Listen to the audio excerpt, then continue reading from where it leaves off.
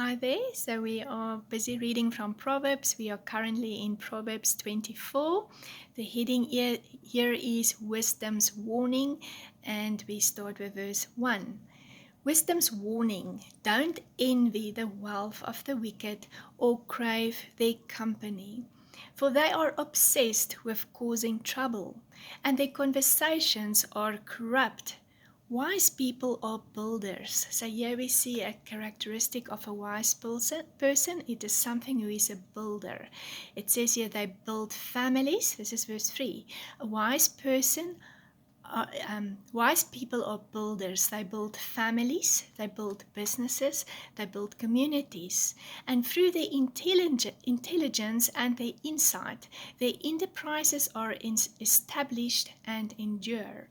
Because of their skilled leaderships, the hearts of the people are filled with the treasures of wisdom and the pleasures of spiritual wealth.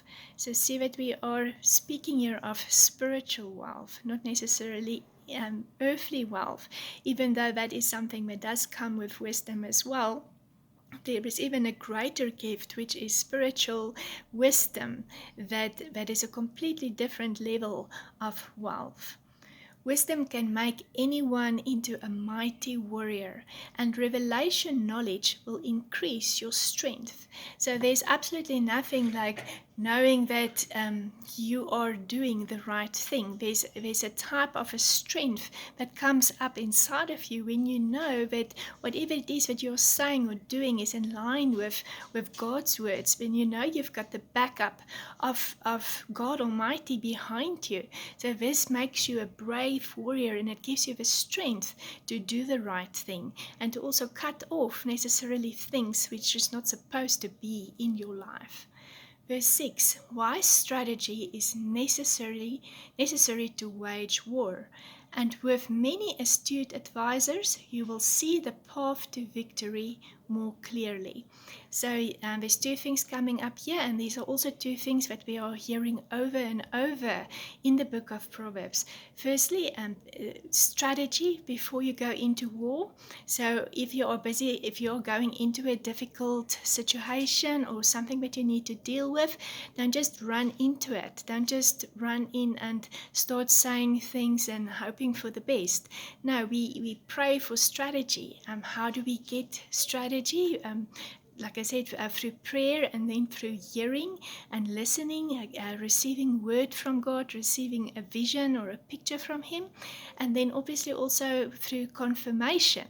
So it speaks here about having advice from many astute advisors. So also not just anybody, the person your BFF that you know will necessarily always agree with you, but somebody that you know is a wise person and you can see good fruits in their lives that you can go to and help them to give and speak advice into your lives. So it says here, then you will see the path to victory more clearly. So through which two things? Firstly, strategy. Secondly, astute advisors. Verse 7. Wisdom is a treasure too lofty for quarreling a fool. So basically, it's just sometimes just not worth having the fight. If somebody who is a fool is not willing to listen to you, is not willing to listen to wise words or wise counsel, don't even waste your time to have the strife in your life and have the fighting in your life, because you are just wasting breath, just wasting your time. It says he will have nothing to say when leaders gather together. There is one who makes a plan to do evil. A master schemer is his name. For if you plan to do evil, it is wrong. It is as wrong as in doing it. So don't even think about evil things. Don't even think about evil plans, because it says here it's just as bad as actually doing it. And everyone detests a troublemaker. If you faint when under pressure, you have need of more courage. So have you ever felt faint and weak under pressure? So it says here what you need is more courage. How do we find more courage? is also knowing that what we are doing is in line with God's will. So are you maybe in a situation that you don't feel like you have courage? Maybe check that situation. Is this really something from God? Is this something that you should be involved in? Is it something that you should be engaging in? Or is this just another thing in your life that is adding pressure and stress into your life? So maybe just get back to that place of hearing, is this truly from God? And having word and having vision for what it is that you are doing will then give you the courage, and it will give you the strength to move on and go on again. So it says here, we are now in verse 11. Go and rescue the perishing. Be their savior.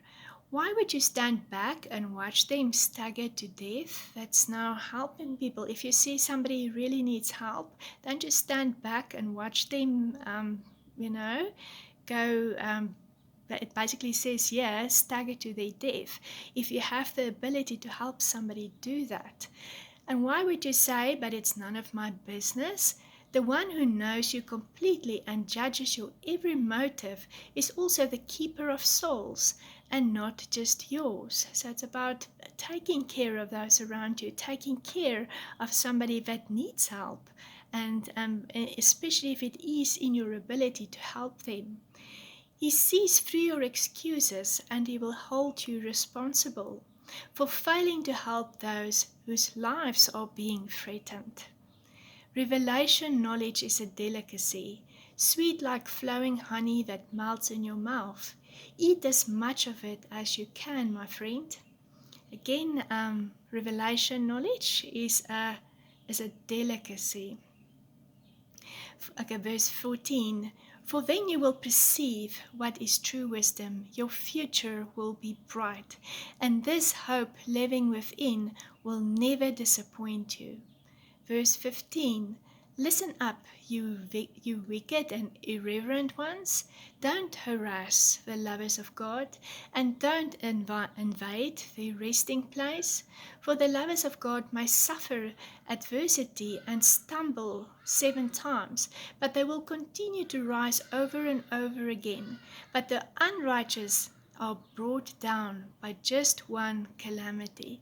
So there's a song that I'm thinking of now as well that says, we fall down, we get up, we fall down, we get up. So it doesn't matter what comes at us, sometimes in life, with God's strength inside of us, we continue to rise up and we continue to stand up. Where with the unrighteous person, even the smallest thing can make them fall to the ground. And it says here, and will never even be able to rise again. Verse 17, never gloat when your enemy meets disaster, and don't be quick to rejoice if he falls. For the Lord who sees your heart will be displeased with you and will pity your foe. Don't be angrily offended over evildoers or be agitated by them. For the wicked have no life and no future. Their light and life will die out. So don't even get overly involved in wickedness, and I would say this might be even like the news and social media and the evil things that we see on the news, and the evildoers and all the things that might come at us. Don't get overly involved in this. Keep your focus on God, because God will sort it out. God will not allow this to go on. It says here, the light of their lives will die out. Verse 21, my child, stand in awe of the Lord Jehovah. Give counsel to others, but don't mingle with those who are rebellious. Again, don't hang out with the rebellious. Proverbs speaks over and over about who you hang out with. It's very important who you choose to be in your life and who you choose to be in your close, intimate space, and who you hang out with. Verse 22, for sudden destruction will fall upon them, and their lives will be ruined in a moment, and who knows what retribution they will face. Okay, so that's Proverbs 24, part A, and then we will continue to record part B.